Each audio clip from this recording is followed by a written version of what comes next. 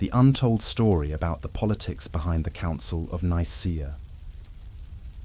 The year 325 CER, a gathering that would reshape the course of human history, was about to unfold, not in some divine sanctuary or sacred temple, but in a palace hall thick with political tension.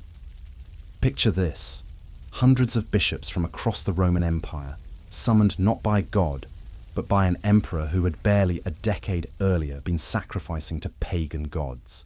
They came bearing theological disputes that were tearing communities apart, but what they didn't fully grasp was that they were about to become pawns in one of the most masterful political maneuvers ever orchestrated. This is the untold story of the Council of Nicaea, and I guarantee that what you're about to discover will fundamentally change how you view one of Christianity's most foundational moments. Because while history books paint this as a sacred gathering where divine truth emerged through holy debate, the reality is far more unsettling. This was politics at its most calculated, religion weaponized for empire, and truth decided not by revelation, but by imperial decree. What you're about to learn isn't just ancient history. The patterns established at Nicaea echo through every major religious and political institution today. The blueprint for controlling belief, manufacturing consensus, and turning faith into a tool of state power was written in that hall nearly 17 centuries ago. And once you see it, you'll never look at organized religion the same way again. But before we dive into the machinations that unfolded in that council chamber, we need to understand the world that made Nicaea necessary. Because this story doesn't begin with theology or divine inspiration. It begins with an empire in crisis, and an emperor who understood that sometimes the most effective weapon isn't a sword, but a creed. The Roman Empire of 325 was a giant with clay feet. Imagine trying to govern a territory that stretched from Britain to North Africa, from Spain to the edges of Persia. For decades, the empire had been hemorrhaging. Civil wars had become routine, with rival generals carving up territories like warlords. The economy was in shambles, inflation was rampant, and barbarian tribes pressed against every frontier like wolves circling a wounded animal. Into this chaos stepped Constantine, a man whose rise to power reads like something out of Game of Thrones. He had clawed his way to the top through a series of brutal civil wars, eliminating rivals with the cold efficiency of a seasoned politician. By 312, he controlled the western half of the empire, but his hold on power was anything but secure. The empire was fractured, exhausted, and desperately needed something to bind it together. Now here's where the story gets interesting. Constantine claimed to have had a vision before the Battle of the Milvian Bridge, seeing a cross in the sky with the words, "In this sign, conquer." Whether this vision was genuine religious experience or brilliant political theatre, we'll never know. What we do know is that Constantine was far too shrewd a politician to let a good crisis go to waste. Christianity in 325 was nothing like the unified institution we know today. It was a patchwork of competing groups, each claiming to possess the true understanding of Jesus' message. Some saw Jesus as fully divine, others as fully human, and still others as something in between. There were communities that emphasized mystical experience, others that focused on ethical living, and some that built elaborate theological systems around Greek philosophy. This diversity wasn't just academic, it was explosive. Riots broke out in major cities over theological disputes. Entire congregations split apart. Bishops hurled accusations of heresy at each other with the venom of political rivals. In Alexandria, one of the empire's most important cities, the conflict between a priest named Arius and his bishop had reached a fever pitch that threatened to tear the entire eastern provinces apart. Arius wasn't some fringe figure. He was an eloquent preacher with a massive following, and his message was devastatingly simple. Jesus was divine, yes, but not equal to God the Father. He was the first and greatest of God's creations, exalted above all others, but still subordinate to the supreme deity.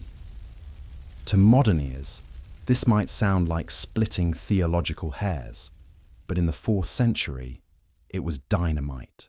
The opposing camp, led by figures like Athanasius, insisted that this subordination of Jesus undermined the very foundation of Christian salvation. If Jesus wasn't fully divine, how could his death and resurrection have cosmic significance? The debate raged through churches, monasteries, and schools of theology, creating fault lines that threatened to split not just the church, but the empire itself. And here's where Constantine's political genius becomes clear.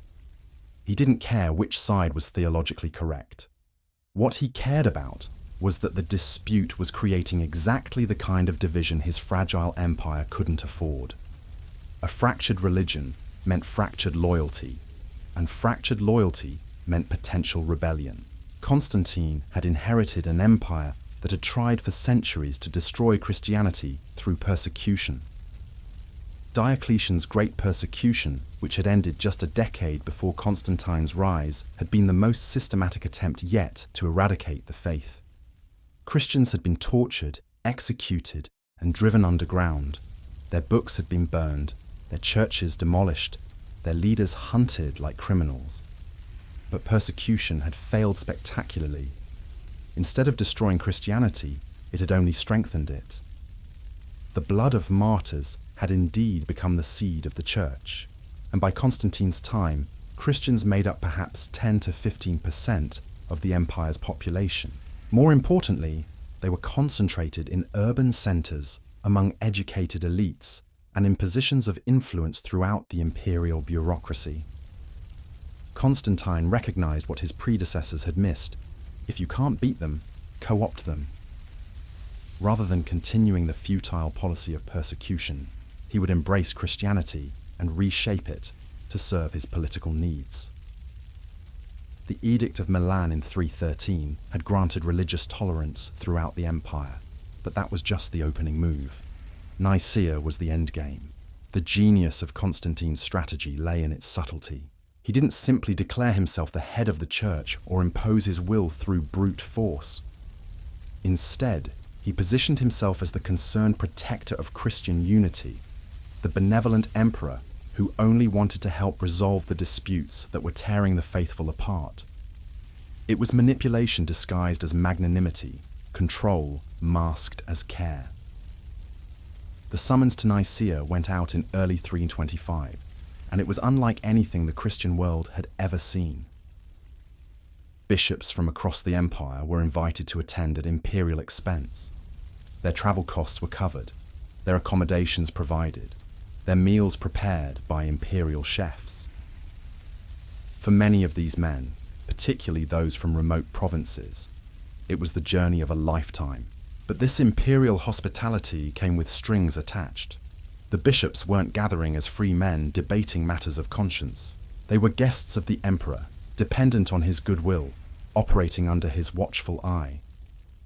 Every meal they ate, every bed they slept in, every conversation they had was a reminder of who held the real power in this gathering. The location itself was carefully chosen. Nicaea, modern-day Iznik in Turkey, was strategically positioned near Constantine's new capital of Constantinople, close enough for the emperor to oversee personally, but far enough from Rome to signal that this was the beginning of a new age. The old capital, with its pagan temples and republican traditions, was giving way to a Christian empire centered on the Bosphorus. As the bishops arrived throughout the spring of 325, the magnitude of what was happening became clear. Never before had representatives of the global church gathered in one place. Men who had survived persecution, who bore the scars of torture, who had spent decades building communities in the face of imperial hostility, now found themselves dining with the very emperor whose predecessors had tried to destroy them. The psychological impact was profound. For generations, Christians had defined themselves in opposition to Roman power. Now they were being invited to share in it. The transition from persecuted minority to imperial religion was happening so fast it must have felt like whiplash. Some bishops embraced the opportunity, seeing it as divine vindication. Others must have wondered what price would be demanded for this sudden imperial favour. Constantine's opening address to the council set the tone for everything that followed. Dressed in imperial purple, adorned with gold and jewels, he entered the hall like the autocrat he was. The bishops rose to honour him, a gesture that spoke volumes about the power dynamics at play. Here was the emperor, not even baptized, presiding over a gathering of the church's highest officials. His speech was a masterpiece of political rhetoric disguised as religious concern. He spoke of unity, of peace, of the need to resolve disputes that were causing scandal to the faith. He positioned himself not as a theological authority, but as a facilitator, a concerned outsider who only wanted to help the church speak with one voice. It was brilliant theatre, and it worked, but beneath the pious language and imperial pageantry, the real agenda was crystal clear. Constantine needed unity, and he needed it fast. The empire was still fragile, still threatened by internal division and external enemies. A fractured church meant a fractured society, and that was a luxury he couldn't afford. The bishops had been summoned not to discover truth, but to manufacture consensus. The debates that followed revealed just how deep the divisions ran. The Arian controversy wasn't just about abstract theology. It was about power, authority, and the fundamental question of who got to define Christian truth. Arius and his supporters arrived with their own political networks, their own wealthy patrons, their own vision of what the church should become. The anti-Arian faction, meanwhile, was equally determined to crush what they saw as a dangerous heresy. Led by figures like Hosius of Cordoba, Constantine's own theological advisor, they came armed with philosophical arguments borrowed from Greek thought and political backing from the imperial court. What emerged wasn't a free exchange of ideas, but a carefully orchestrated political theatre. The emperor's preferences became clear through subtle signals, imperial nods, and the strategic placement of supporters in key positions. Bishops who might have been inclined toward Arian positions found themselves isolated, their funding threatened, their careers hanging in the balance. This wasn't theology. This was politics at its most ruthless, wrapped in the language of faith and sanctified by imperial authority. The council wasn't discovering divine truth, it was manufacturing it under pressure according to the political needs of a crumbling empire. And in that manufactured consensus lay the seeds of everything that would follow. The merger of church and state, the criminalization of dissent, the transformation of faith from a lived experience into a loyalty test. Nicaea wasn't just about settling a theological dispute. It was about creating a new kind of power, one that could reach into the human soul itself and demand not just obedience, but belief. The implications of what was happening in that council chamber would echo through the centuries, shaping not just Christianity, but the very nature of religious and political authority in the Western world. This was the moment when faith became policy, when truth became whatever those in power declared it to be. The mechanics of control began to reveal themselves as the debates intensified. What looked like theological discourse was actually something far more calculated. The bishops weren't just arguing about the nature of Christ, they were unknowingly participating in the construction of an entirely new form of governance, one that would blend religious authority with imperial power in ways that had never been attempted before. Consider the language being used. The famous phrase homoousios, of the same substance, wasn't drawn from Scripture. Jesus never used that word. The apostles never wrote it. It came straight from Greek philosophy, from the abstract terminology of academics and intellectuals. This wasn't accidental. By forcing the debate into philosophical jargon, Constantine and his advisors were ensuring that ordinary believers would be dependent on educated elites to interpret their own faith. Think about what this meant in practical terms.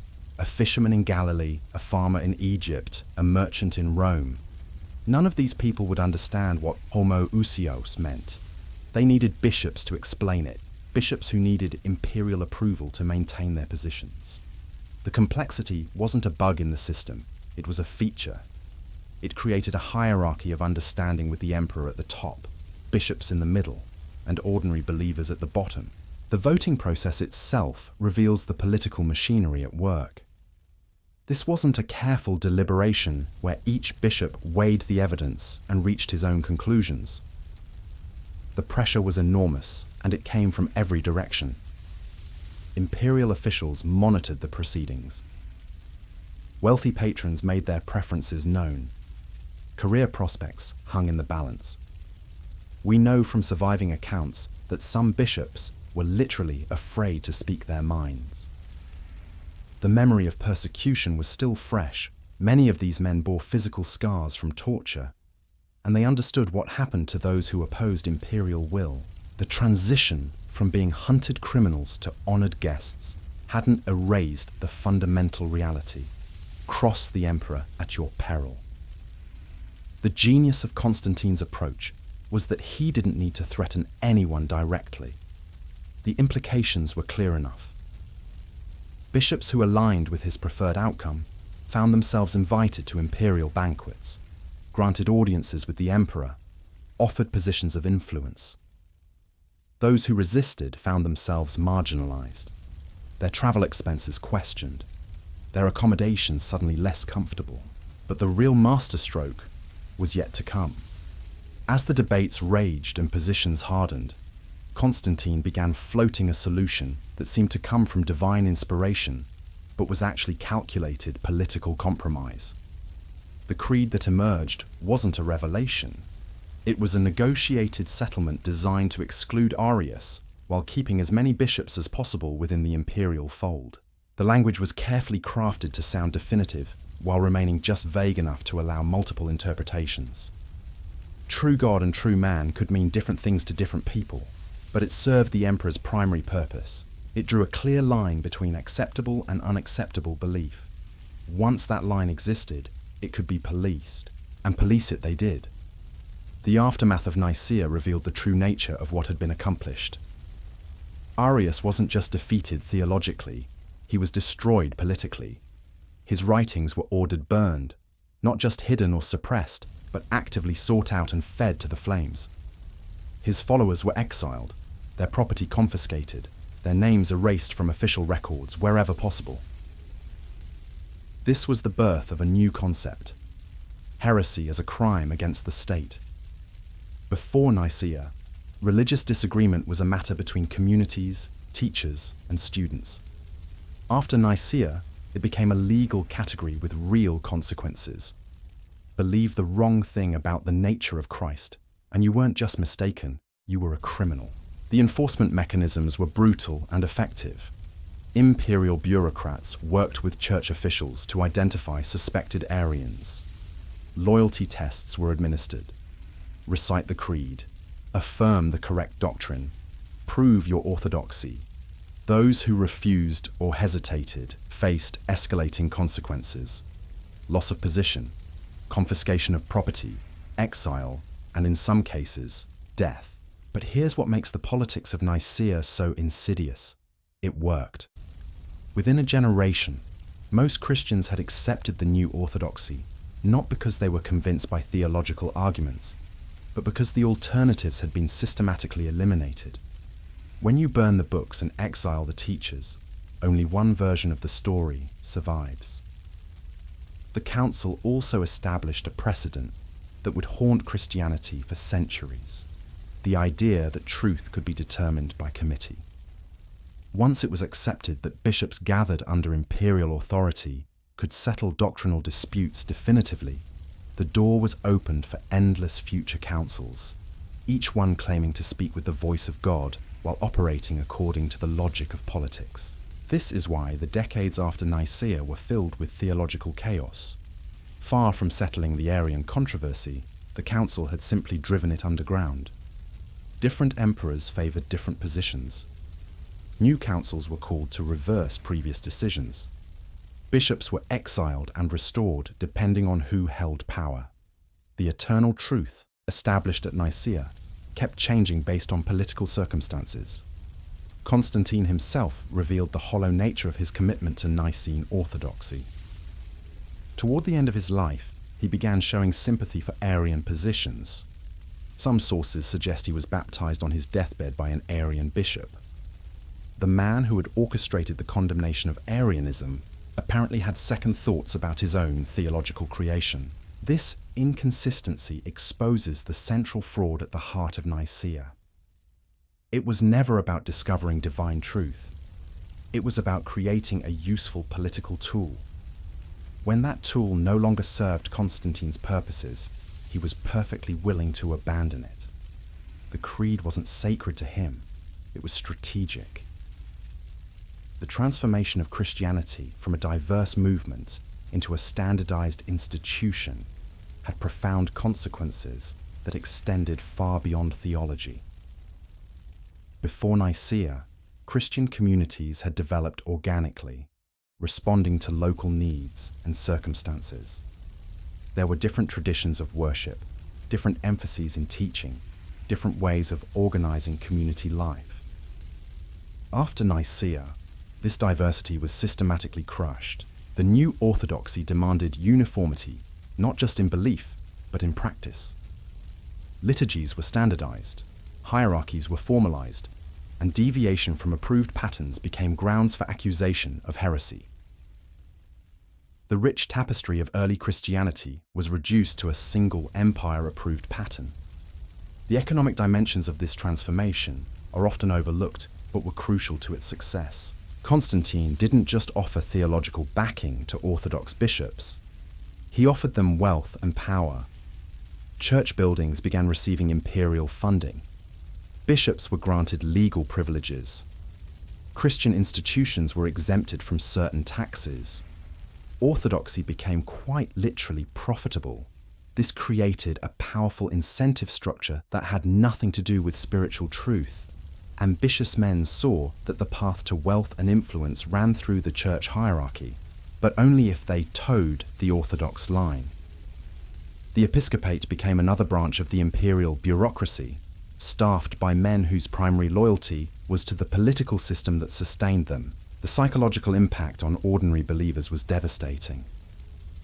Christianity had originally offered an alternative to the brutal hierarchies of Roman society. It promised that the last would be first, that the powerful would be brought low, that God sided with the poor and oppressed against their exploiters. After Nicaea, Christianity became a prop for those very hierarchies. The same imperial system that had crucified Jesus and persecuted his followers for centuries was now claiming divine sanction. The religion of the cross became the religion of the crown, and that transformation hollowed out much of its moral authority. The irony is almost too perfect. A faith founded by a man who had nowhere to lay his head was now being defined by men dining in imperial palaces. A movement that had proclaimed God's preferential option for the poor was now being shaped by the political needs of the wealthy and powerful. The council established patterns of religious control that echo through history, right up to the present day. The idea that complex theological questions can be settled by authoritative decree, that dissent from orthodox positions represents dangerous heresy, that unity is more important than truth. All of these concepts trace their lineage back to that gathering in Nicaea. Look at any major religious institution today, and you'll see the DNA of Nicaea. Hierarchical authority structures, standardized creeds and confessions, mechanisms for identifying and excluding heretics, the merger of religious and political power. The blueprint was written in 325, and we're still living with its consequences. But perhaps the most chilling legacy of Nicaea is how successfully it buried its own political origins. The story that survived depicts the council as a triumph of divine guidance over human confusion, a moment when the Holy Spirit worked through faithful bishops to preserve eternal truth against dangerous error. The reality was almost precisely the opposite. Human political calculation masquerading as divine revelation, imperial power, manufacturing religious consensus. truth decided not by evidence or argument, but by the needs of a crumbling empire desperate for unity at any cost. The bishops who gathered at Nicaea thought they were defending the faith. In reality, they were participating in its domestication, its transformation from a prophetic voice challenging worldly power into a useful tool serving that power's purposes. They came believing they were servants of God.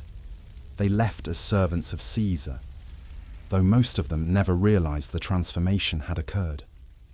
The mechanics of how this transformation unfolded revealed just how sophisticated the political operation really was. Constantine didn't simply impose his will through brute force. That would have been too obvious, too crude for such a delicate operation. Instead, he orchestrated what can only be described as a masterclass in psychological manipulation, using techniques that would make modern political consultants take notes. The seating arrangements alone tell the story. This wasn't some egalitarian gathering where all voices carried equal weight. Bishops known to favour imperial positions were placed closest to the throne. Those suspected of Arian sympathies found themselves relegated to the back, literally marginalised before the debates even began. Every detail was calculated to reinforce the hierarchy of power and influence. The emperor's personal interventions were equally strategic. When debates grew too heated, Constantine would step in with calls for Christian charity and unity. When discussions veered toward positions he opposed, imperial advisors would suddenly discover urgent business requiring certain bishops to step away from the proceedings. When votes needed to be secured, private audiences with the emperor became available to key figures. But here's where the operation gets truly brilliant. Constantine managed to make his preferred outcome seem inevitable while maintaining the illusion that the bishops were making free decisions. The creed that emerged wasn't presented as the emperor's choice, but as the natural consensus of faithful men, guided by divine wisdom. The political engineering was so smooth that many participants genuinely believed they had witnessed a miracle of unity rather than a masterpiece of manipulation. The language crafted at Nicaea reveals the sophisticated understanding of power that drove the entire enterprise. Every word was chosen not for its theological precision, but for its political utility. The famous phrase about Christ being begotten, not made, wasn't drawn from any biblical text. It was philosophical jargon designed to exclude specific opponents, while sounding authoritative to those who didn't understand its technical meaning. This linguistic strategy served multiple purposes simultaneously. It created the appearance of scholarly depth and ancient authority. It established a vocabulary that only educated elites could fully comprehend, making ordinary believers dependent on clerical interpretation. And most importantly, it provided precise tools for identifying and excluding dissidents. The genius lay in the ambiguity. The creed was specific enough to exclude Arians, but vague enough to accommodate various other positions within the anti-Arian coalition. Different bishops could sign the same document while understanding it in significantly different ways, united only in their opposition to the excluded position and their loyalty to the imperial settlement. The enforcement mechanisms that followed Nicaea reveal the true nature of what had been accomplished. This wasn't just a theological conference that happened to have political implications. It was a political operation disguised as a theological conference. The aftermath made that crystal clear. Within months of the council's conclusion, imperial bureaucrats were working with church officials to implement what can only be described as an ideological purge. Lists were compiled of suspected Arian sympathizers. Loyalty oaths based on the Nicene formula were required for certain positions. Libraries were searched for prohibited texts. The machinery of persecution that had once targeted Christians was now being used by Christians against other Christians. The speed and efficiency of this operation reveals that it had been planned well in advance. You don't accidentally create a comprehensive system for identifying, isolating, and eliminating religious dissidents. The infrastructure for enforcement was already in place before the council ended, suggesting that the outcome had been predetermined rather than discovered through genuine debate. The psychological warfare was particularly sophisticated. Rather than simply executing heretics, which might have created martyrs and sympathy for their cause, the imperial system deployed more subtle forms of pressure. Careers were destroyed gradually, social networks were systematically dismantled, economic opportunities vanished. The message was clear: conform or face slow strangulation. This approach was devastatingly effective because it avoided the obvious brutality that might have provoked resistance. Victims couldn't point to dramatic persecution or obvious injustice. Instead, they faced 1,000 small cuts, each individually deniable but collectively fatal. It was persecution by bureaucracy, oppression through administrative procedure. The international dimensions of the Nicene settlement reveal Constantine's broader imperial strategy. The council wasn't just about managing domestic religious disputes. It was about projecting Roman power across cultural and linguistic boundaries.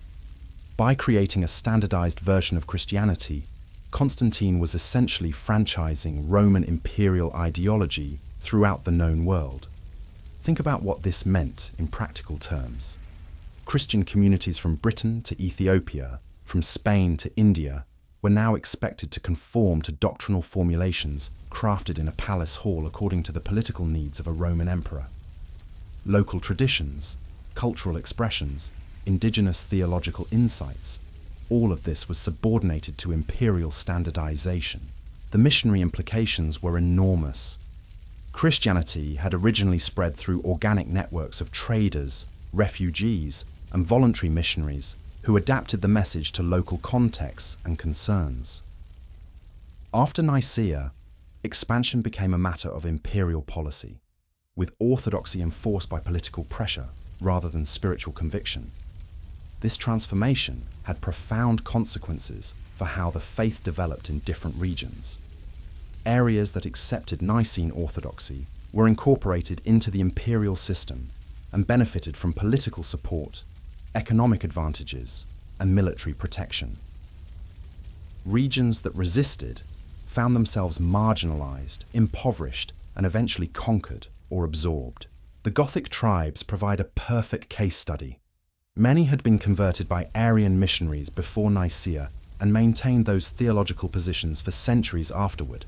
This created a convenient pretext for Roman military campaigns against them. They weren't just barbarians threatening the frontier. They were heretics threatening the faith. Theology became a tool of imperial expansion. The educational and intellectual consequences of Nicaea were equally far-reaching. Before the council, Christian thought had been characterized by remarkable diversity and creativity. Different schools of interpretation flourished, competing explanations were debated, and intellectual curiosity was generally encouraged within broad boundaries. After Nicaea, this intellectual freedom was systematically curtailed. The boundaries of acceptable thought were narrowed dramatically. Questions that had once been open for discussion became matters of settled orthodoxy. Curiosity about alternative explanations was redefined as dangerous flirtation with heresy. The impact on scholarship was devastating. Libraries were purged of prohibited materials. Teachers were required to demonstrate orthodoxy before being allowed to instruct students. Research into controversial topics was discouraged or forbidden entirely. The vibrant intellectual culture that had characterized early Christianity was replaced by a sterile conformity that prioritized safety over insight. This intellectual stagnation had consequences far beyond theology. The same mindset that discouraged questioning religious orthodoxy also inhibited scientific inquiry, philosophical exploration, and artistic innovation. When you train people not to think too deeply about the most important questions of existence, you inevitably diminish their capacity for original thought in other areas as well. The social engineering aspects of the Nicene settlement were perhaps most insidious of all. Constantine and his advisors understood that controlling belief requires more than just silencing dissidents. You have to reshape the entire cultural environment in which ideas develop and spread. The imperial sponsorship of Orthodox Christianity created powerful incentives for conformity that extended far beyond formal church hierarchies. Merchants discovered that displaying the right religious symbols was good for business. Administrators found that Orthodox credentials opened doors to advancement. Scholars learned that certain research topics were career suicide, while others led to imperial patronage. Over time, these incentive structures became self-reinforcing. Parents taught their children to mouth orthodox formulas, not because they believed them, but because they wanted their children to succeed. Teachers emphasized approved doctrines not from conviction, but from professional necessity.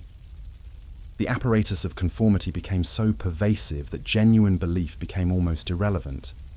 This social conditioning was remarkably effective because it operated below the level of conscious awareness. Most people weren't consciously choosing to betray their convictions for material advantage. They were simply adapting to an environment where certain ideas were rewarded and others were punished. The system manufactured consensus through environmental pressure, rather than direct coercion. The generational impact was particularly profound. Children who grew up in this environment never experienced the intellectual freedom that had characterized earlier periods. To them, religious uniformity seemed natural, even divinely ordained. The very idea that there might be legitimate alternatives to orthodox positions became literally unthinkable. The international precedent established at Nicaea had consequences that extended far beyond Christianity or even religion. The Council demonstrated that ideological uniformity could be imposed across vast territories through a combination of political pressure, economic incentives, and social engineering. This template would be replicated countless times throughout history by rulers seeking to consolidate power through belief control. The model was remarkably adaptable. Replace Christian orthodoxy with communist ideology, nationalist doctrine, or any other belief system, and the fundamental mechanics remain the same. Convene authorities who appear to represent the community, orchestrate a consensus that serves political needs, then use state power to enforce conformity while presenting the outcome as the natural expression of popular will. The psychological techniques pioneered at Nicaea became standard tools of political manipulation. The careful staging of events to create the appearance of spontaneous agreement. The use of abstract language that sounds authoritative while remaining malleable in practice. The systematic elimination of alternatives while maintaining the fiction of free choice. These methods have been refined over the centuries, but their basic structure traces back to that gathering in 325. The theological implications of what happened at Nicaea were equally revolutionary, though they're often overlooked in discussions that focus on political dimensions. By establishing the precedent that doctrinal questions could be settled by committee vote, the Council fundamentally altered the epistemological foundations of Christian faith. Before Nicaea, religious authority had been diffuse and largely experiential. Communities looked to teachers, scriptures, traditions, and personal spiritual insight for guidance. There was no single institution with the authority to declare certain interpretations definitively correct and others heretical. After Nicaea, this changed dramatically. Religious truth became whatever the properly constituted authorities declared it to be. The locus of authority shifted from the community of believers to the hierarchy of officials, from spiritual discernment to institutional decree, from the movement of the Spirit to the vote of the committee. This transformation had profound implications for how subsequent generations would understand the nature of religious truth itself. Instead of something discovered through prayer, study, and communal discernment, truth became something manufactured by councils and enforced by institutions.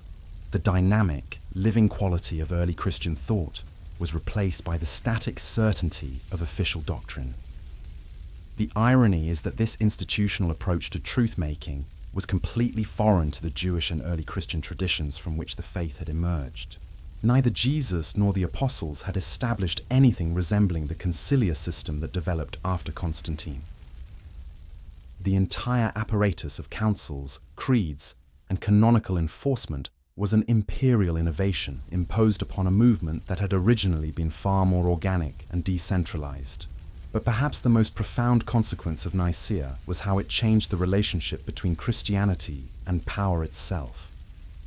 Before Constantine, the faith had maintained a prophetic stance toward worldly authority, sometimes supportive, often critical, always maintaining a certain independence that allowed it to speak truth to power when necessary. After Nicaea, this prophetic independence was systematically compromised.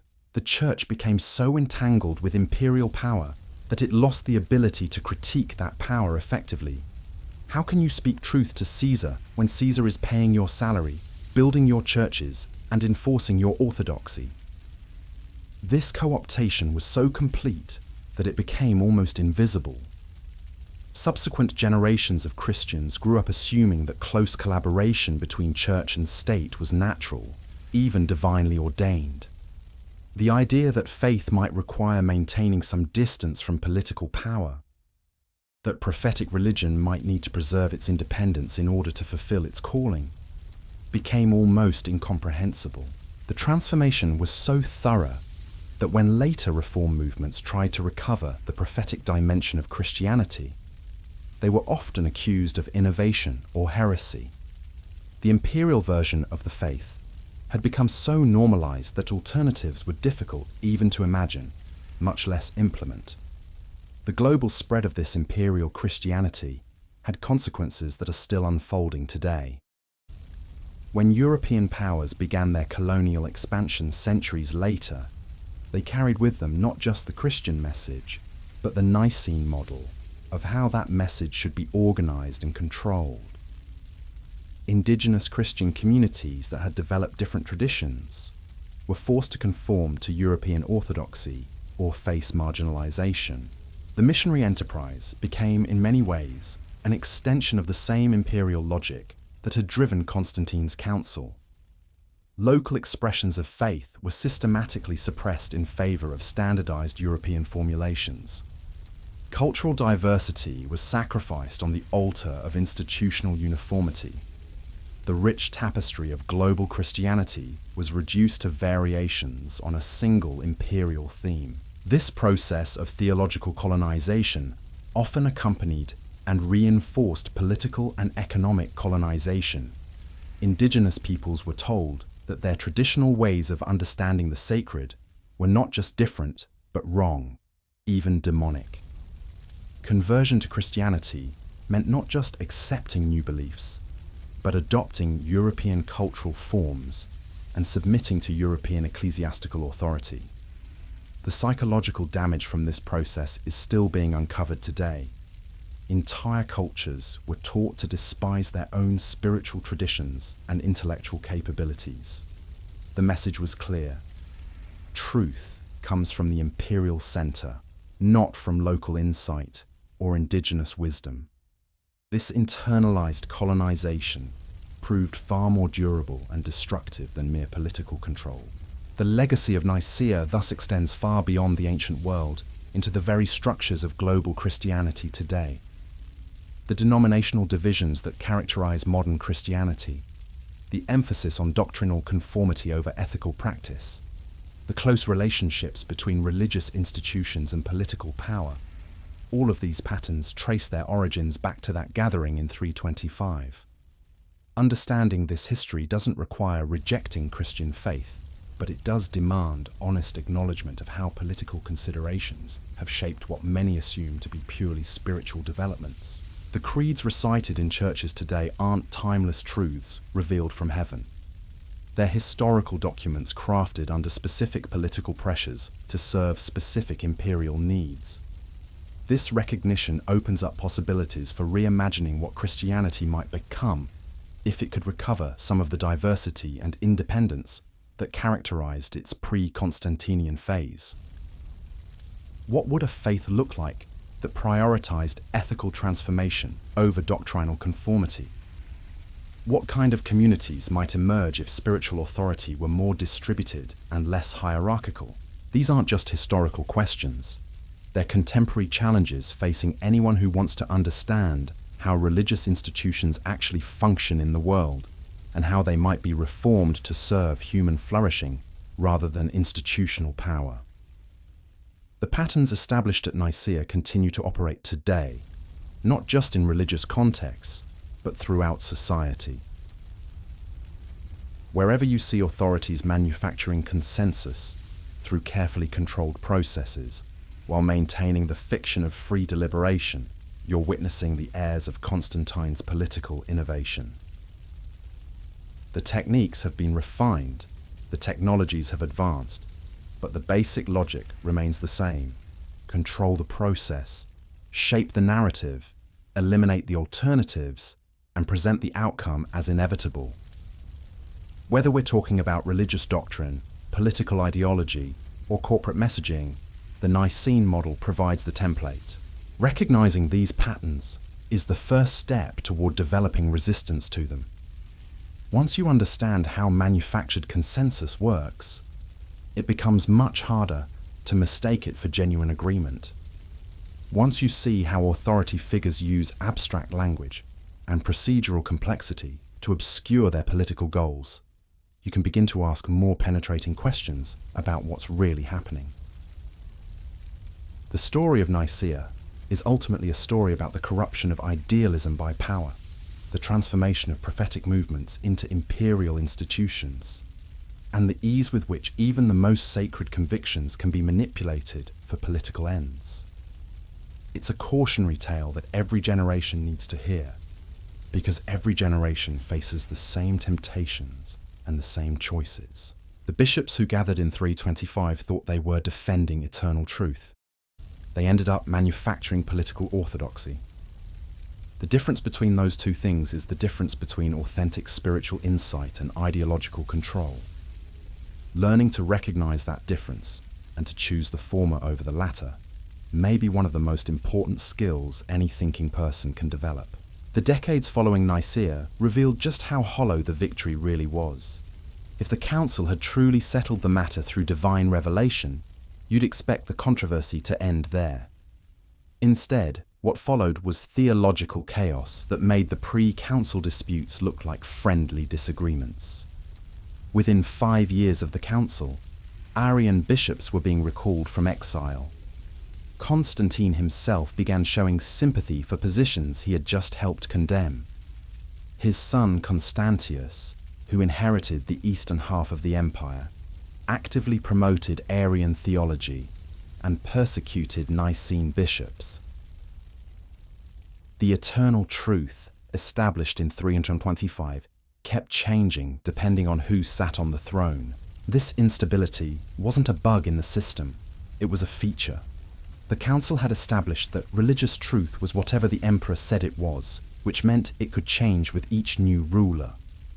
What looked like doctrinal chaos was actually the logical result of subordinating theology to politics. When faith becomes a tool of state policy, it inevitably becomes subject to the same shifting calculations that drive all political decisions. The human cost of this system was staggering. Bishops were exiled and recalled, exiled again and recalled again, depending on imperial whims. Entire communities were forced to switch theological positions multiple times within a single generation. Families were torn apart by loyalty tests that had nothing to do with genuine spiritual conviction and everything to do with political survival. Consider the fate of Athanasius, the fierce opponent of Arianism who had helped craft the Nicene position. Despite being on the winning side, he was exiled 5 separate times by different emperors. His crime wasn't changing his theology, it was maintaining the same position while political winds shifted around him. The very consistency that should have been his vindication became his liability in a system where theological truth was subordinated to imperial convenience. The international dimensions of this theological chaos reveal the broader imperial strategy at work. Different regions of the empire were played against each other through competing religious loyalties. The eastern provinces, with their more philosophical Greek culture, tended toward Arian positions. The western provinces, with their more legalistic Latin mindset, generally favored Nicene orthodoxy. This wasn't accidental. Divide and conquer had always been a cornerstone of Roman imperial strategy, and Constantine's successors applied it to religious disputes with ruthless efficiency. By keeping different regions committed to opposing theological positions, they ensured that no single religious authority could challenge imperial power. The Church remained dependent on the state for protection against its own internal enemies. The educational transformation that accompanied this system was particularly insidious. Before Nicaea, Christian learning had been characterized by intellectual curiosity and creative interpretation. Scholars like Origen had developed sophisticated theological systems through careful study and spiritual insight. Different schools of thought competed in the marketplace of ideas, and the best arguments generally prevailed.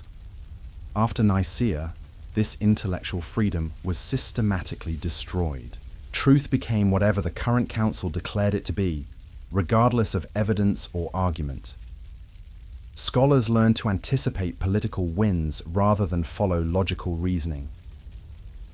The quality of theological thinking declined precipitously as creativity was replaced by conformity, and insight was subordinated to orthodoxy. The library at Alexandria provides a perfect case study.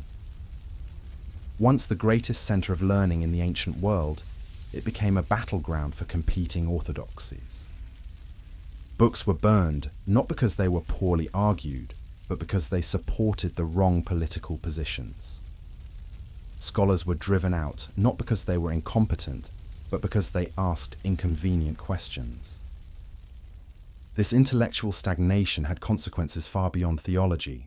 The same mindset that discouraged questioning religious orthodoxy also inhibited scientific inquiry, philosophical exploration, and artistic innovation. When you train an entire civilization not to think too deeply about the most important questions of existence, you inevitably damage their capacity for original thought in every area. The social engineering aspects of the post-Nicene system were even more sophisticated than the intellectual control mechanisms. Constantine and his successors understood that lasting ideological transformation required reshaping the entire cultural environment, not just silencing prominent dissidents. The imperial sponsorship of Orthodox Christianity created powerful incentive structures that operated throughout society. Merchants discovered that displaying the right religious symbols was essential for business success. Craftsmen learned that certain types of religious art brought imperial commissions, while others brought unwanted scrutiny. Even farmers found that participation in Orthodox religious festivals could affect their access to markets and credit. These economic pressures were particularly effective because they seemed natural rather than coercive. No one was forcing people to adopt orthodox positions. They were simply responding rationally to an environment where orthodoxy was rewarded and dissent was punished. The system manufactured consensus through environmental pressure rather than direct intimidation. The generational impact was devastating. Children who grew up in this environment never experienced the intellectual and spiritual freedom that had characterized earlier Christianity. To them, religious uniformity seemed normal, even divinely ordained. The idea that there might be legitimate alternatives to orthodox positions became literally unthinkable. Parents reinforced this conditioning not from conviction, but from protective instinct.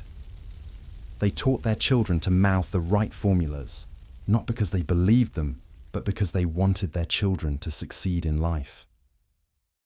Teachers emphasized approved doctrines not from theological insight, but from professional necessity. The machinery of conformity became self-perpetuating. The psychological mechanisms at work here are remarkably similar to those observed in modern totalitarian systems. When deviation from approved thinking becomes socially and economically costly, most people learn to self-censor rather than risk the consequences of honesty. Over time, this external conformity often transforms into internal conviction, as people convince themselves they believe what they're required to say. The international expansion of this imperial Christianity had consequences that reverberated across continents and centuries. When the Roman Empire finally collapsed in the West, the institutional structures created at Nicaea survived and spread. Germanic tribes that conquered Roman territories often adopted not just Christianity, but the entire imperial model of how that Christianity should be organized. This meant that the political theology crafted to serve Constantine's empire became the template for medieval European Christendom. Kings claimed divine sanction for their authority by positioning themselves as protectors of Orthodox faith. Bishops gained political power by aligning themselves with royal interests. The merger of throne and altar that began at Nicaea became the defining characteristic of European civilization for over 1,000 years. The missionary implications were equally profound. When European powers began their global expansion, they carried with them not just the Christian message, but the Nicene model of how that message should be controlled and standardized. Indigenous Christian communities that had developed different theological traditions were forced to conform to European orthodoxy or face marginalization. The process was remarkably similar to what had happened within the Roman Empire after 325. Local expressions of faith were systematically suppressed in favor of imperial formulations. Cultural diversity was sacrificed on the altar of institutional uniformity. The rich variety of global Christianity was reduced to variations on a single European theme. This theological colonization often preceded and prepared the way for political and economic colonization. Indigenous peoples were taught that their traditional ways of understanding the sacred were not just different, but demonic. Conversion to Christianity meant not just accepting new beliefs, but adopting European cultural forms and submitting to European ecclesiastical authority. The psychological damage from this process is still being uncovered today. Entire cultures were conditioned to despise their own spiritual insights and intellectual capabilities. The message was clear: truth originates at the imperial center, never from local wisdom or indigenous understanding. This internalized colonization proved far more durable than mere political control. The denominational structure of modern Christianity bears the clear imprint of these imperial origins. The emphasis on doctrinal conformity over ethical practice, the hierarchical organization of religious authority, the close relationships between churches and political power, all of these patterns trace directly back to the Constantinian settlement. Even Protestant attempts to reform Christianity have generally operated within the basic framework established at Nicaea. The reformers might have rejected papal authority, but they retained the conciliar model of truth determination. They might have emphasized scripture over tradition, but they still insisted on doctrinal uniformity within their own communities. The imperial DNA proved remarkably persistent. The most tragic irony is how completely this imperial version of Christianity displaced the prophetic tradition from which it had emerged. The figure who proclaimed that his kingdom was not of this world became the patron saint of earthly empires. The movement that had originally challenged worldly power structures became their most effective legitimizing force. This transformation was so complete that when later reform movements tried to recover the prophetic dimension of Christianity, they were often accused of innovation or heresy. The imperial version had become so normalized that alternatives were difficult even to conceive. The very idea that faith might require maintaining some critical distance from political power became almost incomprehensible. The techniques of ideological control pioneered at Nicaea have been refined and adapted countless times throughout history. Replace Christian orthodoxy with any other belief system. Nationalist ideology, communist doctrine, corporate messaging, and the fundamental mechanics remain the same. Convene authorities who appear to represent the community. orchestrate a consensus that serves elite interests, then use institutional power to enforce conformity while maintaining the fiction of voluntary agreement. Modern advertising, political campaigning, and corporate communications all employ variations of the Nicene model. The language has been updated, the technologies have advanced, but the basic strategy remains unchanged. Control the narrative, eliminate alternatives, and present manufactured consensus as natural consensus. The internet age has created new possibilities for both control and resistance. On one hand, digital platforms can be used to enforce ideological conformity more efficiently than Constantine ever dreamed possible. Algorithms can suppress dissenting voices, echo chambers can reinforce approved thinking, and social pressure can be applied at unprecedented scale and speed. On the other hand, the same technologies that enable control also create opportunities for circumventing it. Information that would once have been successfully buried can now be preserved and shared. Alternative perspectives that would once have been completely marginalized can find audiences. The monopoly on narrative control that characterized the post-Nicene world has become much harder to maintain. Understanding the history of Nicaea is crucial for anyone who wants to navigate this new information environment effectively. Once you recognize the patterns of manufactured consensus, you become much less susceptible to them. Once you understand how authorities use procedural complexity and abstract language to obscure their political goals, you can ask more penetrating questions about what's really happening. The psychological techniques that made the Nicene settlement so effective, the appeal to unity, the demonization of alternatives, the equation of dissent with disloyalty, are still being used today in contexts that have nothing to do with religion. Political parties, corporations, and ideological movements all employ variations of these strategies to maintain control over their followers. The antidote to these techniques is not cynicism but critical thinking, not the assumption that all authority is illegitimate, but the recognition that all authority needs to be questioned, not the rejection of community and tradition, but the insistence that genuine community requires space for honest disagreement and authentic tradition makes room for growth and change. The bishops who gathered at Nicaea in 325 thought they were serving eternal truth. They ended up serving imperial power. The difference between those two forms of service is often subtle in the moment, but becomes clear over time. Learning to recognize that difference and to choose truth over power when they conflict remains one of the most important challenges facing anyone who cares about human freedom and dignity. The legacy of Nicaea extends far beyond ancient history into the very structure of modern institutions. Wherever you encounter systems that claim to represent community consensus while actually serving elite interests, wherever you see complex procedures designed to obscure simple power dynamics, wherever authorities invoke sacred principles to justify worldly ambitions, you're witnessing the heirs of Constantine's political innovation. The story of Nicaea is ultimately a story about the corruption of idealism by expedience, the transformation of prophetic movements into imperial institutions, and the ease with which even the most sincere convictions can be manipulated for political ends. It's a pattern that repeats throughout history because the temptations it represents are fundamental to human nature. Power always seeks legitimacy, and there's no more powerful legitimacy than divine sanction.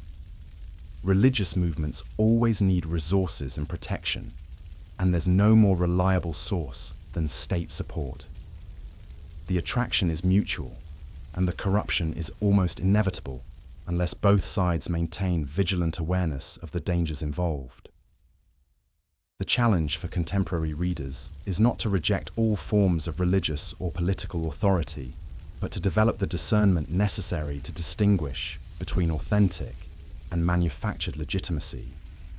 This requires understanding how these systems actually work, not how they claim to work. It requires looking beneath official narratives to understand the interests and incentives that really drive institutional behavior. Most importantly, it requires recognizing that the same patterns that played out in 4th century Christianity continue to operate today in countless variations. The costumes change, the vocabulary evolves, but the fundamental dynamics remain remarkably consistent. Those who understand these dynamics are far less likely to be manipulated by them. The council that met in Nicaea nearly 17 centuries ago continues to shape our world in ways that most people never recognize. Its legacy lives on not just in the creeds recited in churches, but in the basic assumptions about authority, truth, and power that govern our institutions. Understanding that legacy is essential for anyone who wants to live as a free and thoughtful human being in a world where manufactured consensus is increasingly sophisticated and pervasive. The bishops who signed the Nicene Creed thought they were preserving eternal truth for future generations. In reality, they were demonstrating how easily eternal truth can be subordinated to temporary political needs. That demonstration remains relevant today, not as a historical curiosity, but as a living warning about the dangers that await any society that forgets the difference between genuine consensus and manufactured agreement. The real genius of the Nicene operation becomes clear when you examine how it fundamentally rewrote the rules of religious authority itself. Before Constantine's intervention, Christianity had operated more like a network than a hierarchy. Communities were connected by shared stories and traveling teachers, but there was no central command structure that could impose uniform beliefs across vast distances. What emerged from Nicaea was something unprecedented in the history of religion. A standardized belief system backed by imperial enforcement mechanisms. This wasn't just about settling a theological dispute. It was about creating an entirely new form of social control that could reach into the most intimate aspects of human consciousness. The psychological warfare deployed at Nicaea was remarkably sophisticated. Constantine understood that you can't simply force people to believe something. You have to make them want to believe it, or at least make the alternatives seem so dangerous that conformity becomes the only rational choice. The council achieved this through a carefully orchestrated campaign of social pressure that operated on multiple levels simultaneously. Consider the treatment of bishops who initially resisted the emerging consensus. They weren't immediately arrested or executed. That would have been too crude and might have created martyrs. Instead, they found themselves gradually isolated. Colleagues who had once been allies began avoiding them. Invitations to important gatherings stopped arriving. Financial support mysteriously dried up. The message was unmistakable: conform or face professional and social death. This approach was devastatingly effective because it avoided the obvious brutality that might have provoked organized resistance. Each individual punishment seemed reasonable, even justified. After all, the empire was simply rewarding loyalty and withdrawing support from troublemakers. The cumulative effect, however, was the systematic destruction of independent thought within the Christian leadership. The economic dimensions of this transformation revealed just how thoroughly the imperial system had penetrated religious life. Before Constantine, Christian communities had been largely self-supporting, relying on voluntary contributions from members who often faced persecution for their beliefs. This economic independence had allowed them to maintain theological independence as well. After Nicaea, this changed dramatically. Imperial patronage began flowing to Orthodox communities, while suspected heretics found themselves cut off from funding. Church buildings received government subsidies, but only if they adhered to approved doctrines. Bishops gained access to imperial courts and influence, but only if they demonstrated proper theological loyalty. This created a powerful feedback loop that reinforced Orthodox positions regardless of their intellectual merit. Communities that embraced Nicene theology thrived materially, while those that resisted struggled to survive. Over time, this economic pressure accomplished what theological arguments alone never could have achieved: the systematic elimination of alternative perspectives. The international implications of this economic strategy were equally profound. As Christianity spread beyond the Roman Empire's borders, it carried with it not just theological positions, but an entire model of how religious authority should be structured and funded. Communities that wanted to maintain connections with the imperial church had to accept not just its doctrines, but its institutional forms. This meant that theological diversity, which had once been Christianity's greatest strength, became its greatest liability. The organic adaptation that had allowed the faith to take root in diverse cultures was replaced by rigid standardization that served imperial rather than local needs. The rich tapestry of early Christian thought was reduced to a single pattern approved by bureaucrats in Constantinople. The linguistic manipulation employed at Nicaea deserves special attention because it established patterns that continue to influence religious and political discourse today. The Council's language was carefully crafted to sound authoritative while remaining sufficiently vague to accommodate different interpretations within the Orthodox camp. Take the famous phrase, "of one substance with the Father." This sounds definitive and profound, but what does it actually mean?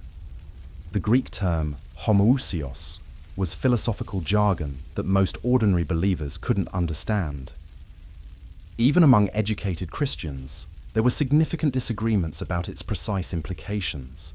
The ambiguity wasn't accidental, it was strategic. By using abstract philosophical language, the Council accomplished several goals simultaneously. It excluded Arian positions with precision while maintaining flexibility for orthodox interpretations. It established a vocabulary that required clerical mediation to understand, making ordinary believers dependent on educated elites.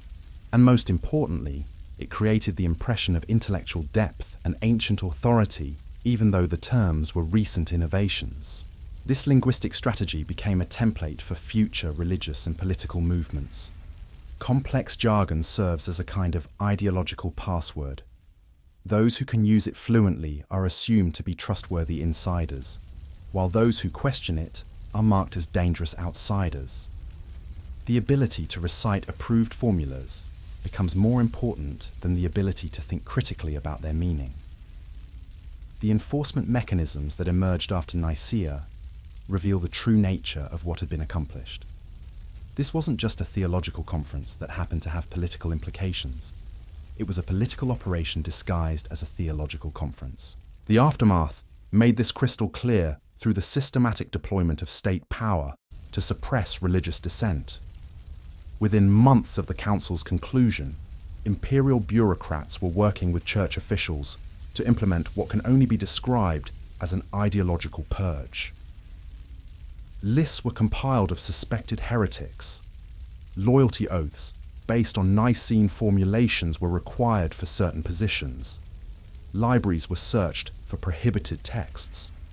The machinery of persecution that had once targeted Christians was now being used by Christians against other Christians. The speed and thoroughness of this operation reveals that it had been planned well in advance. You don't accidentally create a comprehensive system for identifying, isolating, and eliminating religious dissidents. The infrastructure for enforcement was already in place before the Council ended, suggesting that the outcome had been predetermined rather than discovered through genuine debate. The psychological impact of this enforcement campaign extended far beyond its immediate victims. Every Christian leader understood that their career prospects, their community's survival, and their personal safety now depended on demonstrating proper theological loyalty. This created a climate of fear that stifled intellectual inquiry and creative theological thinking for generations. The transformation was so complete that many Christians began to internalize the new orthodoxy, not from conviction, but from psychological necessity. When expressing certain ideas becomes literally dangerous, most people learn to stop thinking those thoughts altogether. The imperial system didn't just control behavior, it reshaped consciousness itself. The international precedent established at Nicaea had consequences that extended far beyond the Roman Empire and far beyond Christianity. The Council demonstrated that ideological uniformity could be imposed across vast territories through a combination of political pressure, economic incentives, and social engineering. This template would be replicated countless times throughout history. The model proved remarkably adaptable. Replace Christian orthodoxy with any other belief system, communist doctrine, nationalist ideology, corporate messaging, and the fundamental mechanics remain the same. Convene authorities who appear to represent the community, orchestrate a consensus that serves elite interests, then use institutional power to enforce conformity while maintaining the fiction of voluntary agreement. Modern political parties, corporations, and ideological movements all employ variations of the Nicene strategy. The language has been updated and the technologies have advanced, but the basic approach remains unchanged. Control the narrative, eliminate alternatives, and present manufactured consensus as natural consensus. The educational transformation that accompanied the Nicene settlement was particularly insidious because it operated over generations rather than within them. The council didn't just silence existing dissidents, it prevented future dissidents from emerging by reshaping how people were taught to think about religious questions. Before Nicaea, Christian education had been characterized by intellectual curiosity and methodological diversity. Students were exposed to different schools of thought and encouraged to develop their own theological positions through careful study and spiritual reflection. The best teachers were those who could help students think more clearly, not those who could make them conform more completely. After Nicaea, this educational freedom was systematically curtailed. Truth became whatever the current authorities declared it to be, regardless of evidence or argument. Students learned to anticipate political wins rather than follow logical reasoning. The quality of theological thinking declined precipitously as creativity was replaced by conformity and insight was subordinated to orthodoxy. This intellectual stagnation had consequences that extended far beyond theology. The same mindset that discouraged questioning religious orthodoxy also inhibited scientific inquiry, philosophical exploration, and artistic innovation. When you train people not to think too deeply about the most important questions of existence, you inevitably damage their capacity for original thought in every area of life. The social engineering aspects of the post-Nicene system were even more sophisticated than the intellectual control mechanisms. Constantine and his successors understood that lasting ideological transformation required reshaping the entire cultural environment, not just silencing prominent critics. Imperial sponsorship of Orthodox Christianity created powerful incentive structures that operated throughout society at every level. Merchants discovered that displaying the right religious symbols was essential for business success. Artisans learned that certain types of religious art brought lucrative commissions, while others brought unwanted scrutiny. Even farmers found that participation in Orthodox festivals could affect their access to markets and credit. These economic pressures were particularly effective because they seemed natural rather than coercive. No one was explicitly forcing people to adopt orthodox positions. They were simply responding rationally to an environment where orthodoxy was rewarded and dissent was punished. The system manufactured consensus through environmental pressure rather than direct intimidation. The generational impact was devastating and designed to be so. Children who grew up in this environment never experienced the intellectual and spiritual freedom that had characterized earlier Christianity. To them, religious uniformity seemed normal, even divinely ordained. The idea that there might be legitimate alternatives to orthodox positions became literally unthinkable. Parents reinforced this conditioning not necessarily from conviction, but from protective instinct. They taught their children to recite the approved formulas, not because they necessarily believed them, but because they wanted their children to succeed in a world where nonconformity was dangerous. Teachers emphasized orthodox doctrines not from theological insight, but from professional survival. The machinery of conformity became self-perpetuating across generations. The psychological mechanisms at work here are remarkably similar to those observed in modern totalitarian systems. When deviation from approved thinking becomes socially and economically costly, most people learn to self-censor rather than risk the consequences of honesty. Over time, this external conformity often transforms into internal conviction, as people convince themselves they believe what they're required to say. This process of internalization is crucial to understanding how the Nicene settlement achieved such lasting success. The Council didn't just impose orthodoxy from above. It created conditions where orthodoxy would seem to emerge naturally from below. People began to police themselves and each other, making formal enforcement mechanisms increasingly unnecessary. The denominational structure of modern Christianity still bears the clear imprint of these imperial origins. The emphasis on doctrinal conformity over ethical practice, the hierarchical organization of religious authority, the close relationships between churches and political power, all of these patterns trace directly back to the Constantinian settlement. Even Protestant attempts to reform Christianity have generally operated within the basic framework established at Nicaea.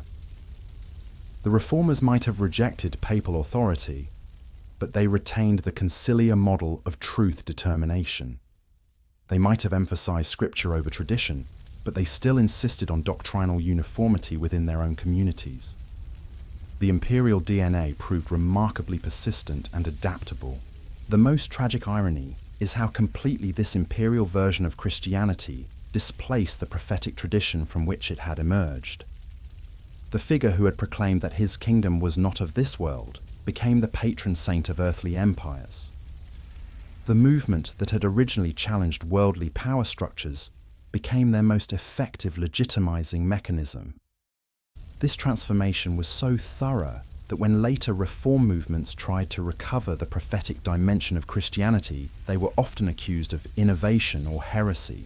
The imperial version had become so normalized that alternatives were difficult even to conceive. The very idea that faith might require maintaining some critical distance from political power became almost incomprehensible to most believers. The techniques of ideological control pioneered at Nicaea have been studied, refined, and adapted countless times throughout history. Modern advertising, political campaigning, and corporate communications all employ sophisticated variations of the basic Nicene model. The costumes have changed, and the technologies have evolved, but the fundamental strategy remains remarkably consistent. The digital age has created new possibilities for both control and resistance. On one hand, online platforms can be used to enforce ideological conformity more efficiently than Constantine ever imagined possible. Algorithms can suppress dissenting voices, echo chambers can reinforce approved thinking, and social pressure can be applied at unprecedented scale and speed. On the other hand, the same technologies that enable control also create opportunities for circumventing it. Information that would once have been successfully buried can now be preserved and shared across networks that authorities cannot fully monitor or control. Alternative perspectives that would once have been completely marginalized can find audiences and build communities of support. Understanding the history of Nicaea is crucial for anyone who wants to navigate this new information environment effectively. Once you recognize the patterns of manufactured consensus, you become much less susceptible to them. Once you understand how authorities use procedural complexity and abstract language to obscure their political goals, you can ask more penetrating questions about what's really happening. The psychological techniques that made the Nicene settlement so effective, the appeal to unity, the demonization of alternatives, the equation of dissent with disloyalty, are still being deployed today in contexts that have nothing to do with religion. Political parties, corporations, and ideological movements all employ variations of these strategies to maintain control over their followers and expand their influence over society. The antidote to these techniques is not cynicism but critical thinking, not the assumption that all authority is illegitimate, but the recognition that all authority needs to be questioned.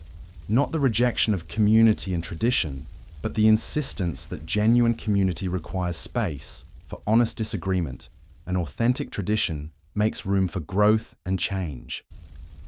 The bishops who gathered at Nicaea in 325 thought they were serving eternal truth. They ended up serving imperial power. The difference between those two forms of service is often subtle in the moment, but becomes unmistakable over time. Learning to recognize that difference and to choose truth over power when they inevitably conflict remains one of the most important challenges facing anyone who cares about human freedom and intellectual integrity. The story of Nicaea ultimately reveals something fundamental about the relationship between truth and power. Truth doesn't need enforcement mechanisms to survive. It can defend itself through evidence and argument. Power, on the other hand, always seeks legitimacy through claims to truth. When these two forces become confused or deliberately conflated, the result is almost always the corruption of both. The council that met nearly 17 centuries ago continues to shape our world in ways that most people never recognize. Its legacy lives on not just in religious institutions, but in the basic assumptions about authority, consensus, and legitimacy that govern our political, educational, and cultural institutions. Understanding that legacy is essential for anyone who wants to think clearly about how power actually operates in human societies. The manufactured consensus achieved at Nicaea wasn't just a historical anomaly. It was a prototype for techniques of social control that have been refined and deployed repeatedly throughout subsequent centuries. Every time you encounter systems that claim to represent community agreement while actually serving elite interests, every time you see complex procedures designed to obscure simple power dynamics, every time authorities invoke sacred principles to justify worldly ambitions, you're witnessing variations on the Constantinian innovation. The challenge for contemporary readers is not to become cynical about all forms of authority, but to develop the discernment necessary to distinguish between authentic and manufactured legitimacy. This requires understanding how these systems actually function, not how they claim to function. It requires looking beneath official narratives to understand the interests and incentives that really drive institutional behavior. Most importantly, it requires recognizing that the patterns that played out in 4th century Christianity continue to operate today in countless variations across every sector of society. The vocabulary changes, the technologies evolve, but the fundamental dynamics remain remarkably consistent. Those who understand these dynamics are far less likely to be manipulated by them and far more capable of creating genuinely democratic alternatives. The bishops who signed the Nicene Creed believed they were preserving eternal truth for future generations. In reality, they were participating in a demonstration of how easily eternal truth can be subordinated to temporary political needs. That demonstration remains relevant today, not as a historical curiosity, but as a living reminder of the vigilance required to protect authentic inquiry from the corrupting influence of concentrated power. The ripple effects of what Constantine accomplished at Nicaea didn't stop at the borders of his empire, or even at the boundaries of his century. What he created was a blueprint for how to weaponize belief itself, turning the most intimate aspects of human consciousness into instruments of political control. And that blueprint has been copied, refined, and deployed by every authoritarian system that followed. But here's what makes the Nicene model so insidious. It doesn't look like tyranny. It looks like consensus. It doesn't feel like manipulation. It feels like unity.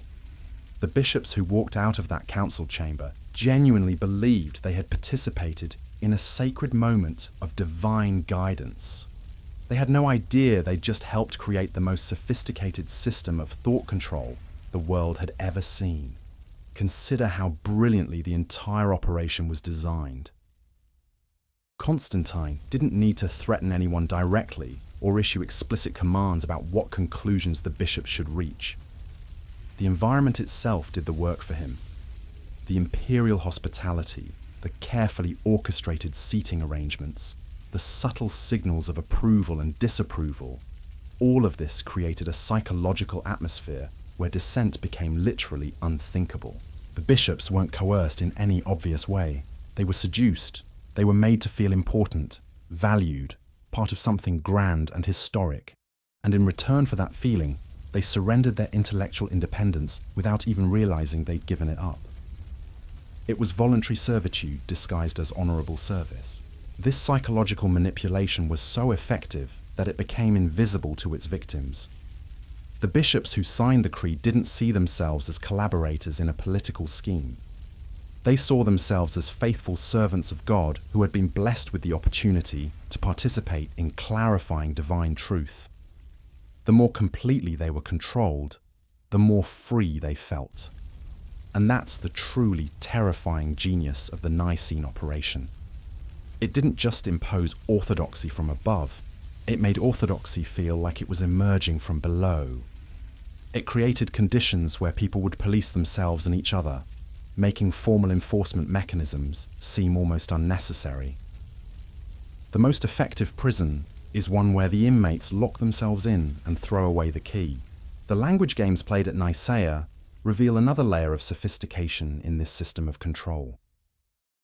By forcing theological discussions into abstract philosophical terminology, Constantine and his advisors accomplished something remarkable. They made the faith incomprehensible to ordinary believers, while simultaneously making it seem more authoritative and ancient. Think about what this meant in practical terms. A farmer in Gaul, a merchant in Alexandria, a soldier on the Rhine frontier. None of these people had any idea what homoousios meant. They needed educated intermediaries to translate the creed into language they could understand. And those intermediaries, of course, were the same bishops who had crafted the creed under imperial supervision. This created a permanent class of religious interpreters whose power depended entirely on maintaining the system that had created them. They had every incentive to make theology seem complex, mysterious, and beyond the grasp of ordinary people. The more incomprehensible the official doctrines became, the more indispensable the official interpreters became. But the real stroke of genius was how this linguistic complexity served to insulate the power structure from criticism. When someone questioned the creed, defenders could always respond that the critics simply didn't understand the sophisticated theological concepts involved. Dissent was transformed from principled disagreement into evidence of ignorance or malice. This pattern of using specialized jargon to deflect criticism while maintaining intellectual authority has been replicated in countless contexts since Nicaea. Academic disciplines, professional associations, political movements, corporate cultures, all of them employ variations of the same strategy. Create an insider vocabulary that outsiders can't penetrate, then use that vocabulary barrier to dismiss challenges to your authority. The economic warfare deployed in the aftermath of Nicaea was equally sophisticated and equally effective. Constantine and his successors understood that you don't need to execute heretics when you can simply starve them. By controlling access to imperial patronage, they could make orthodoxy profitable and dissent economically suicidal. This created a market-based enforcement mechanism that was far more subtle and sustainable than direct persecution. Communities that embraced Nicene theology found themselves swimming in imperial funding. Those that resisted found themselves cut off from the financial networks that made institutional survival possible. Over time, economic pressure accomplished what theological arguments alone never could have achieved. The beauty of this approach was its deniability. No one was being persecuted for their beliefs, officially. They were simply being excluded from the benefits that came with imperial favor. If they wanted to maintain their theological positions, they were free to do so. They just had to accept the economic consequences of that choice. This economic coercion was particularly effective because it operated through seemingly neutral market mechanisms. Orthodox communities thrived because they were better connected, better funded, better positioned to take advantage of economic opportunities. Heretical communities struggled because they lacked access to these same advantages. The system made orthodoxy look like success and dissent look like failure. The international implications of this economic strategy were staggering. As Christianity spread beyond the Roman Empire's borders, it carried with it not just theological positions, but an entire model of how religious institutions should be structured and funded. Communities that wanted to maintain connections with the imperial church had to accept not just its doctrines, but its economic dependencies. This meant that theological diversity, which had once been Christianity's greatest strength in adapting to different cultures, became its greatest liability. The organic flexibility that had allowed the faith to take root in diverse societies was replaced by rigid standardization that served imperial rather than local needs. The generational impact of the Nicene settlement reveals perhaps its most insidious dimension. The council didn't just change the beliefs of the bishops who attended, it fundamentally altered how future generations would learn to think about religious questions. It established patterns of intellectual subordination that would persist for centuries. Children who grew up in the post-Nicene world never experienced the theological diversity and intellectual freedom that had characterized earlier Christianity. To them, the idea that there might be multiple legitimate ways of understanding Christ's nature was literally inconceivable. The boundaries of acceptable thought had been so thoroughly internalized that they felt like natural limits rather than artificial constraints. This cognitive conditioning was reinforced through every aspect of Christian education. Students learned not to ask certain questions, not to explore certain possibilities, not to think certain thoughts.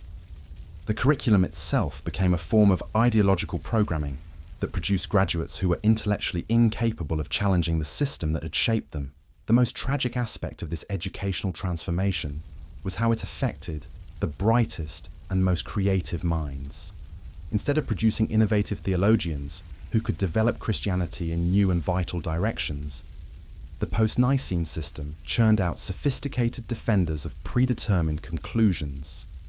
Intellectual energy that might have been used for genuine discovery was channeled into elaborate justifications of inherited orthodoxy.